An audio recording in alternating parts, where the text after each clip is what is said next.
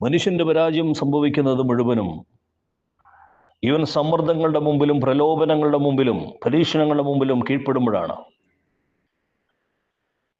23 വയസ്സുകാരനായ ഒരു ചെറുപ്പക്കാരൻ കോട്ടയത്ത് നല്ല വിദ്യാഭ്യാസമുണ്ട്, IT ജീവനക്കാരനാണ്. എന്നാൽ ജോലി സമ്മർദ്ദം മൂലം ആ മനുഷ്യൻ ആത്മഹത്യ ചെയ്ത് ഈ ലോകത്തിൽ നിന്ന് മാറ്റപ്പെട്ടു.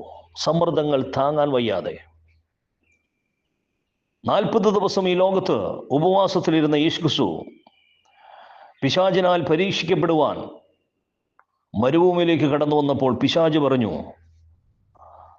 ഈ കല്ല് അപ്പമാകാൻ കൽപ്പിക്ക. പിശാച് തൻ്റെ വാക്ക് കേൾപ്പിക്കുവാൻ, തൻ്റെ വാക്കനുസരിക്കുവാൻ ക്രിസ്തുവിനെ സമ്മർദ്ദത്തിലാക്കിയ. പിശാചിനറിയാം 40 ദിവസം ഭക്ഷണം കഴിക്കാതിരിക്കുന്ന ഒരു ശരീരത്തിൻ്റെ ഘടന എന്തെന്ന് പിശാചിന് വ്യക്തമായി അറിയാം. 40 ദിവസം ഭക്ഷണം കഴിക്കാതിരിക്കുന്ന ശരീരം ഭക്ഷണത്തിൻ്റെ മുമ്പിൽ ചിലപ്പോൾ കീഴടങ്ങും, പ്രലോഭനങ്ങൾ കൊണ്ടുവരും.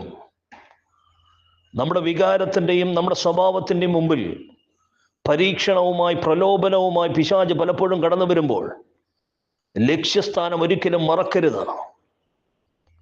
അവിടെ ക്രിസ്തു ലക്ഷ്യസ്ഥാനം മറന്നില്ല. പിശാചിൻ്റെ വാക്കുകളെ തട്ടിത്തെറിപ്പിച്ചു കളഞ്ഞ് ലക്ഷ്യത്തിലേക്ക് യാത്ര തിരിക്കുകയായിരുന്നു ക്രിസ്തു അവിടെ ചെയ്തത്. ഇതുപോലെ തന്നെ ആയിരിക്കണം നമ്മുടെ ജീവിതത്തിൽ. സമ്മർദ്ദങ്ങൾ കടന്നു വരുമ്പോൾ, പ്രലോഭനങ്ങൾ കടന്നു വരുമ്പോൾ, പരീക്ഷണങ്ങൾ കടന്നു വരുമ്പോൾ ലക്ഷ്യമെന്തെന്ന് മനസ്സിലാക്കി അതിൻ്റെ മുമ്പിൽ കീഴ്പ്പെടാതെ മുന്നോട്ട് തന്നെ ചലിച്ചു പോകുന്ന ഒരു ആത്മധൈര്യമുള്ള ഒരു മനുഷ്യനായിരിക്കണം നാം ഓരോരുത്തരും. ദൈവമേവരെയും സഹായിക്കട്ടെ. നിങ്ങളുടെ സഹോദരൻ ഇവാഞ്ചലിസ്റ്റ് പ്രേംജിത്ത് ജോർജ് നിലമ്പൂർ.